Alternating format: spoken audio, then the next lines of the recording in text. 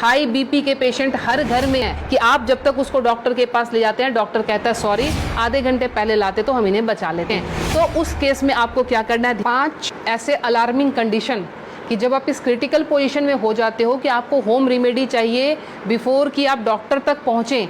आप कुछ ऐसा उपचार क्या करें जिससे हम पेशेंट को हॉस्पिटल तक बहुत अच्छे से पहुंचा सकें और उसको आगे का जो है प्रोसेस ट्रीटमेंट का दे सकें। हाई बीपी के पेशेंट हर घर में हैं, तो उनके रात के टाइम 12 बजे के बाद और 4 बजे के पहले जो है हार्ट पेशेंट का एक बार स्ट्रोक लेना बहुत ही कॉमन होता है डेली के रूटीन में कि आप जब तक उसको डॉक्टर के पास ले जाते हैं, डॉक्टर कहता है सॉरी, आधे घंटे पहले लाते तो हम इन्हें बचा लेते। तो वो टाइम स्पैम आपको कैसे बढ़ाना है ताकि हम मरीज को ट्रीटमेंट दे सकें। तो उस केस में आपको क्या करना है, ध्यान रखें, ये जो हमारे फिंगर्स के सामने ये नाखून जो मैं पॉइंट कर रही हूँ, इस पॉइंट को आप लोकेट करके ध्यान से देखें, ये हमारे बाइलेटरल है, मतलब दोनों ही हाथों की उंगलियों पे हम इसको इस्तेमाल कर सकते हैं।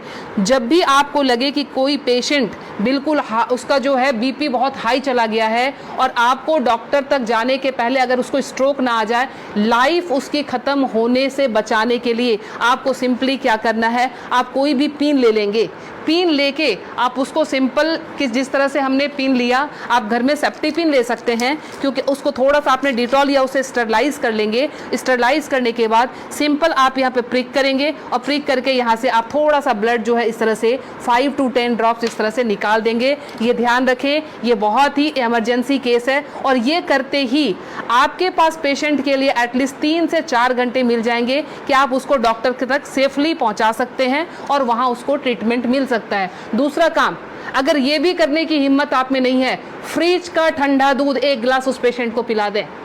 ठंडा दूध पिलाते ही आपके पास ड्यूरेशन बढ़ जाएगी, आप 2 घंटे तक हॉस्पिटल के अंदर उनको लेके आप जा सकते हैं। ध्यान रखें। दूसरी हमारी अलार्मिंग कंडीशन जो होती है वो होती है एसिडिटी की। एसिडिटी समटाइम्स इतना हाई हो जाता है कि रात को सोना मुश्किल, सीने में जलन और भारीपन, उस केस में भी लगता है जैसे हमें हार्ट की प्रॉब्लम आ रही है। उसमें क्या करेंगे उस केस में कि हमने इस पॉइंट को, एसिडिटी के केस में आपने इस पॉइंट को लेना। पॉइंट लोकेट कैसे करेंगे, तो आपने इस तरह से अपने थंब के इस वाले पॉइंट को, फर्स्ट पोर को यहाँ से मेजर कर लेंगे, खोल के यहाँ से मेजर करके आपका जहाँ ये टच हो रहा है यहाँ से आपने इसको प्रेस करना शुरू किया। 20 to 30 टाइम्स इसको आप डीप प्रेस करेंगे। एसिडिटी बन रही है या फिर सर दर्द हो रहा है एक्सट्रीम पोजीशन पे, आपको उस समय वो रिलैक्स देना शुरू कर देगा, क्योंकि जब जलन होती है आपके बब्स निकलते नहीं है, इसीलिए वो यहाँ पे अटैक कर रहा होता है जिससे पेन आना शुरू हो जाता है। तो आपको क्या करना है, इसको प्रेस करेंगे, आपको रिलैक्सेशन होना शुरू हो जाएगा। तीसरी चीज़, हमारे मोशन सिकनेस या हम ट्रैवल कर रहे हैं तो हमें वॉमिटिंग आती है, या जनरल केस में भी अगर वॉमिटिंग आती है या नॉजिया रहती है, वॉमिटिंग टेंडेंसी, वॉमिटिंग आ नहीं रही है बट ऐसा लगता है कि वॉमिटिंग आएगी, इस केस को हम कैसे हैंडल करेंगे। आप अपने ये रिस्ट के क्रीज ले लें, ये रिस्ट के क्रीज आपको दिख रहे हैं, इस क्रीज से, ये जो क्रीज हमारी बनी हुई है, इस क्रीज से अपने ही फिंगर को रखना है, ध्यान रखना है, अपने फिंगर के 2 फिंगर को रखना है। इसके बाद ये पॉइंट जहाँ पे आता है इसको आप लोकेट करेंगे और ध्यान से देखें, यहाँ पे 2 आर्टरी आ रही होती है, आप जब फील करेंगे 2 आर्टरी के बीच में, ये यहाँ पे आपको इस पॉइंट को अब दबाना शुरू कर देना है। अगर आप इसको तेज दबाएंगे इमीडिएटली आपके वॉमिटिंग टेंडेंसी जो है वो वहीं स्टॉप हो जाएगी और ये आपके मोशन सिकनेस में भी काम करेगा। कहीं आप ट्रैवलिंग में जा रहे हैं तो वहाँ ये काम करेगा। अब मोशन सिकनेस को रोकने के लिए घरेलू उपाय क्या करें। पुराने ज़माने में ध्यान है आपको 10 पैसे के और 5 पैसे के सिक्के मिलते थे, वो सिक्के अगर आपके पास हैं तो सिक्के को सिर्फ मुंह में रख लेना है, कुछ नहीं करना है। वो रख के, या पान के पत्ते, ध्यान रखें मैं पान खाने की बात नहीं कर रही हूँ, उसमें गुलकंद और वो सब मिलाने की, मैं सिर्फ कह रही हूँ पान के पत्ते, वो आप चबाते हुए चले जाएंगे, आपका मोशन सिकनेस जो है वो कंट्रोल हो जाएगा। तीसरी चीज़ जो आती है एलर्जिक अस्थमा की, मतलब एक ही आपको स्ट्रोक आया और आपके जो है बिल्कुल सांसें फूलनी शुरू हो गई, सांस नहीं आ रही है, हेवीनेस आ रही है, उस केस में आप क्या करेंगे, अपने नाक को खोलने के लिए, ताकि ब्रीदिंग आपकी एकाएक स्टार्ट हो जाए, आप अपने हाथ को लेंगे और इस तरह से नाक को सटाएंगे।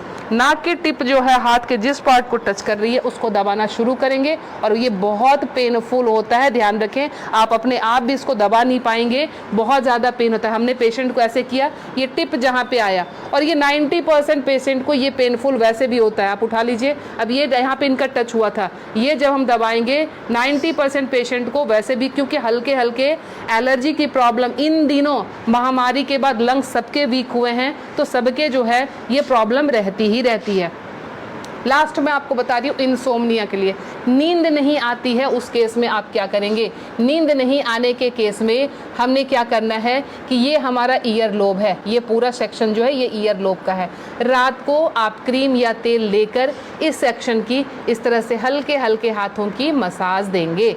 ये हल्के हल्के हाथों की मसाज देंगे, इससे आपको नींद आनी अच्छी शुरू हो जाएगी। साथ में और क्या इंक्लूड करें, हमारा जो टॉप ऑफ द हेड है, बिल्कुल सर का ऊपरी सिरा, यहाँ पे आप टैपिंग करेंगे।